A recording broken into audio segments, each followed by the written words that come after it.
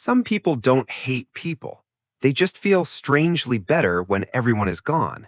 And the interesting part is that doesn't necessarily mean they're lonely. They cancel the plan, close the door, change into comfortable clothes, and suddenly their entire body seems to breathe again.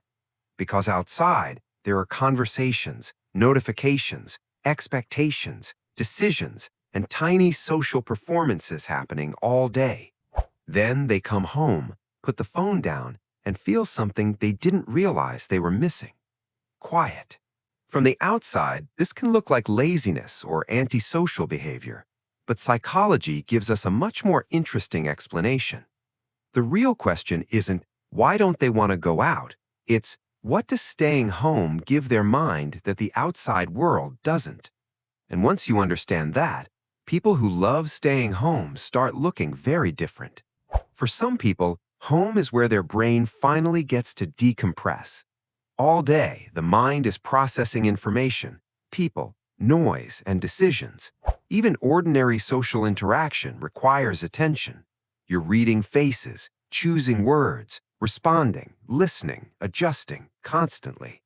So home can become a psychological reset button, not because the person is weak, but because their mind finally has nothing demanding a response. And here's something important. Loving solitude doesn't mean you don't love people. Some people actually enjoy deep connection. They just don't need constant contact to feel connected. This is where introversion often gets misunderstood. An introverted person may genuinely enjoy people while still needing significant time alone afterward. But there's a difference between choosing solitude because it feels peaceful and choosing isolation because you're afraid of what happens outside. Healthy solitude usually leaves you feeling restored.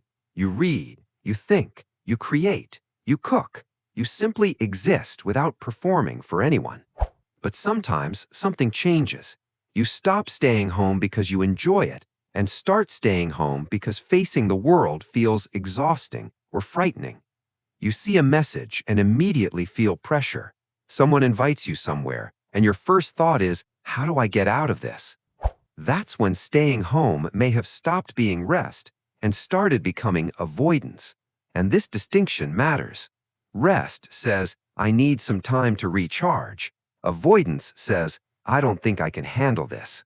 There's another reason some people prefer home: sensory control. At home, you control the volume, the lighting, the schedule, the people around you, and when you get to be alone.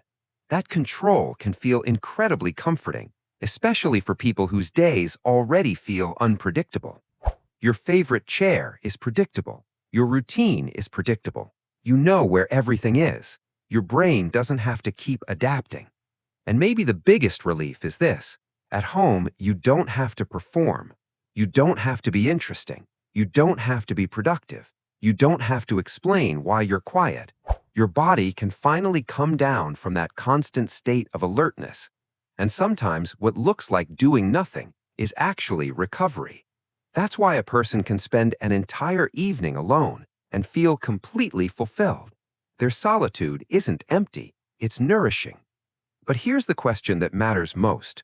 Are you staying home because you genuinely love your life there, or because you're afraid to live outside it? Because you can love your home and still challenge yourself to leave it. You can enjoy solitude without becoming trapped inside it. You can go to dinner, meet a friend, take a walk, try something uncomfortable, and then come home because you genuinely enjoy coming home. And that's a very different feeling. You're not returning because the outside world defeated you. You're returning because home is your place to recharge, reflect, and be completely yourself. So maybe people who love staying home aren't necessarily running away from the world. Sometimes they're simply protecting the quiet place where they can hear themselves. The goal isn't to become someone who always wants to go out or someone who never does. It's to know the difference between peace and fear.